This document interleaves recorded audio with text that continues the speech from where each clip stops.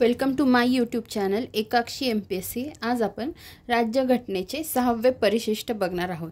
6वे परिशिष्ट किंवा त्यालाच अनुसूची असे म्हणतात, इंग्लिशमध्ये 6th शेड्यूल। तर ते कशाशी संबंधित आहे तर आसाम, मेघालय, त्रिपुरा, मिझोराम या राज्यांमधील आदिवासी क्षेत्राचे प्रशासन। नीट लक्षात घ्या, आसाम, मेघालय, त्रिपुरा, मिझोराम या राज्यांमधील आदिवासी क्षेत्राचे प्रशासन यांच्याशी संबंधित 6वे परिशिष्ट आहे। Provisions as to the administration of tribal areas in the state of Assam, Meghalaya, Tripura, Mizoram.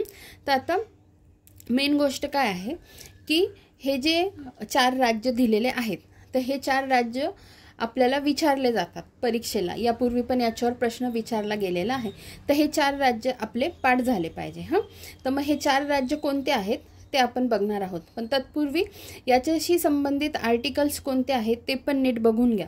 याच्यावर प्रश्न विचारला गेलेला नाही आहे जास्त, पण तरी माहिती असलेलं कधीही चांगलं राहील। तर आर्टिकल्स 244 उपकलम 2 आणि 275 उपकलम 1 हे 2 कलम याच्याशी संबंधित आहेत। 244 इन ब्रॅकेट 2 आणि 275 उपकलम 1। आता हे राज्य लक्षात कसे ठेवायचे हे आपल्याला बघायचं आहे। तर हे राज्य लक्षात कसे ठेवायचे, प्रत्येकाचं मी इनिशियल घेतलेलं आहे। आसामचा A, मेघालयचा M, त्रिपुराचा T आणि मिझोरमचा M। मग हे उच्चार कसा करायचा ह्या गोष्टीचा, अमटम अमटम अमटम। आसाम, मेघालय, त्रिपुरा, मिझोरम ज्या सिक्वेन्समध्ये आहे ना त्याच सिक्वेन्समध्ये मी ते लिहिले आणि त्याचा उच्चार करायचा अमटम। आता 2 M आहे, तर जे M आहे तर ते कशासाठी आहे, एक मेघालय आणि एक मिझोरमसाठी। मेघालय आणि मिझोरमसाठी M आहे।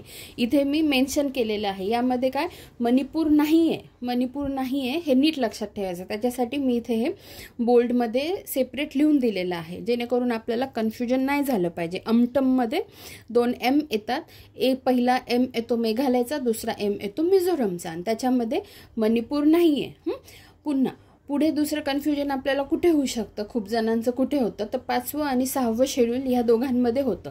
तर हे नेहमी लक्षात ठेवायचं। काय होतं, 5व्याचं 6व्याला, 6व्याचं 5व्याला असं आपण उलटं पालटं करू शकतो। तर त्याच्यासाठी पुढची ट्रिक काय केलेली आहे लक्षात ठेवण्यासाठी, की 4 राज्य कोणत्या याच्यात दिलेली आहे तर 6th शेड्यूलमध्ये दिलेली आहे। ते कसं लक्षात ठेवायचं, तर इथे बघा मी इथे काय लिहिलं आहे, 6th schedule is equal to 4 state, both are even numbers. 6वं शेड्यूल आहे आणि 4 स्टेट आहे, 6 आणि 4 हे दोन्ही पण काय आहे, इव्हन नंबर आहे। 5 हा इव्हन नंबर आहे का नाही, तो ऑड नंबर आहे। त्यामुळे 6th schedule is equal to 4 states, म्हणजे 4 राज्य कोणत्या याच्यात दिलेले आहे, 6th शेड्यूलमध्ये दिलेले आहे, बोथ आर इव्हन नंबर्स। ठीक आहे, समजलं असेल तुम्हाला अशी मी आशा करते। धन्यवाद।